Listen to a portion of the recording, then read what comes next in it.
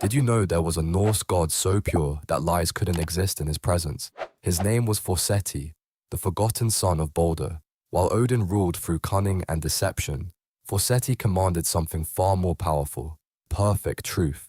He owned a golden hall called Glitnir, a place where no false word could be spoken, where every dispute found its answer. The other gods, even the All-Father himself, they bent the truth when it suited them. But Forseti, he was incapable of it. When mortals and gods alike faced judgment they couldn't resolve, they came to him because his word was final, his justice absolute. Odin may have sacrificed his eye for wisdom, but Forseti was born with something Odin could never achieve: a heart that knew no corruption. The irony runs deep. In a pantheon of tricksters and warriors, the most powerful god was the one who simply told the truth. Forseti represents what the Norse truly valued: not strength, not cunning, but the rarest thing of all, perfect integrity. Some powers can't be learned, they can only be embodied. Did you know the Norse believed the end of the world would begin not with fire, but with endless winter? They called it Fimbulwinter, 3 years of bone-crushing cold with no summer in between. But this wasn't just any winter. The cold would seep into men's hearts. Brother would turn against brother. Sons would betray fathers. Every bond that held society together would snap like frozen rope. The Norse understood something we've forgotten. Physical destruction never comes first. It's always the moral collapse that opens the door. When people stop caring for each other, when greed overtakes honor, when the strong prey on the weak without shame, that's when the real winter begins. Fimbulwinter wasn't just about frozen lakes and dead crops. It was about frozen souls, about what happens when a people lose their way. The gods knew this. They watched the moral decay spread like ice across the land. And they knew that when men became monsters to each other, the monsters would finally be free to devour everything. The cold always starts from within. Did you know that when all the gods die, only 2 humans will remain? Their names are Lif and Lifthrasir, and they will watch the world burn. During Ragnarok, while Thor falls to the world serpent, while Odin is devoured by Fenrir, while the gods bleed out in their final battle, these 2 mortals will hide inside Yggdrasil, the world tree.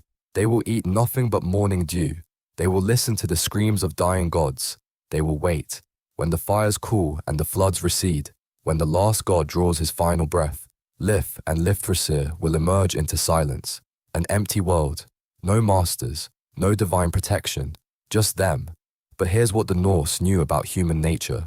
Lif means life. Lifthrasir means eager for life. While gods can die, while divine power crumbles, the human will to survive endures. The gods were never meant to be eternal. We were. In Norse mythology, mortals don't serve the gods forever. We outlast them, because sometimes the greatest power is simply refusing to quit. Did you know that one goddess held the power of life and death over every god in Asgard? And it wasn't Frigg or Freya. Her name was Idun, and she carried golden apples that kept the gods from aging into dust. Without her fruit, Thor's mighty hammer would fall from withered hands. Odin's wisdom would fade with his dying breath. The entire pantheon would crumble into nothing. But Loki, he made a bargain with the giant Thiazi. He delivered Idun into enemy hands. The gods began to age. Grey hair turned white. Strong backs bent low. Death crept closer with each passing day. Thor could not save them. Odin's ravens brought no answers. Only Loki's cunning could retrieve what was lost. He transformed into a falcon, stole Idun back while Thiazi gave chase as a great eagle. When she returned with her golden apples, the gods were restored.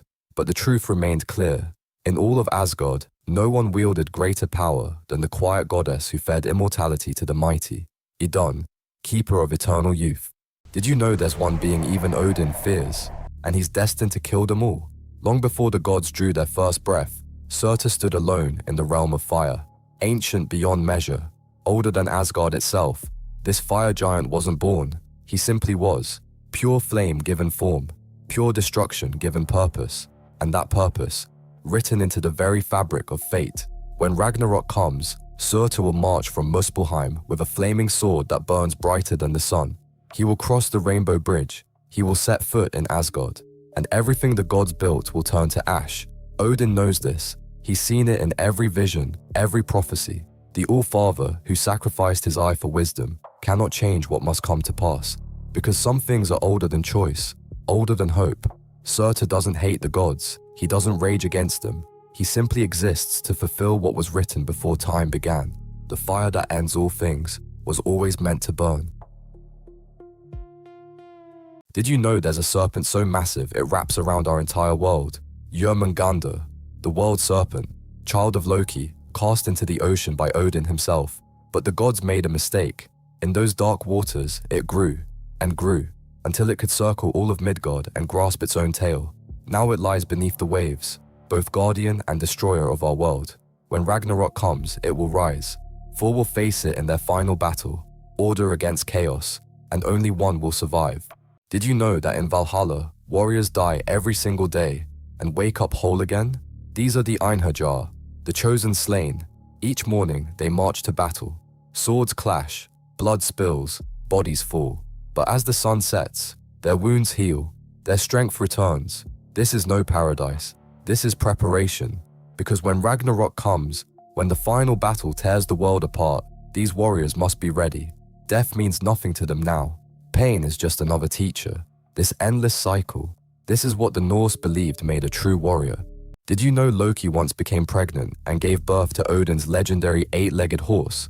The trickster god shapeshifted into a mare and was mounted by a powerful stallion. 9 months later, he birthed Sleipnir, the fastest steed in all the 9 realms. But this wasn't just Norse shock value. This myth reveals something deeper about Viking culture. Gender was fluid. Sacrifice meant becoming whatever was needed, even if it meant abandoning your form entirely. Loki's transformation wasn't shameful, it was necessary. And from that necessity came one of mythology's greatest gifts to the gods. Did you know there's a Norse god who barely speaks, but is destined to rebuild the world? Vidar, the silent son of Odin. While other gods boast and battle, Vidar waits. He wears a boot made from scraps of leather, gathered across all time. When Fenrir devours Odin at Ragnarok, Vidar steps forward. His thick boot crushes the wolf's jaw, avenging his father with quiet fury. But here's what's deeper. Vidar survives the world's end, because silence preserves what noise destroys. His boot represents accumulated wisdom, every scrap, every moment of patient waiting, building strength for when it matters most. The quiet ones endure. Did you know that even Odin, the All-Father himself, bows to 3 sisters? At the well of Urd sit the Norns, Urd, Verdandi, and Skuld. They weave the threads of fate for gods and men alike. Their names reveal everything. Urd means that which was, Verdandi, becoming, and Skuld, that which shall be, past, present, and future. But here's what makes them truly terrifying. When they cut a thread, when they decide a fate is sealed, not even Odin can change it. The gods themselves are prisoners to destiny.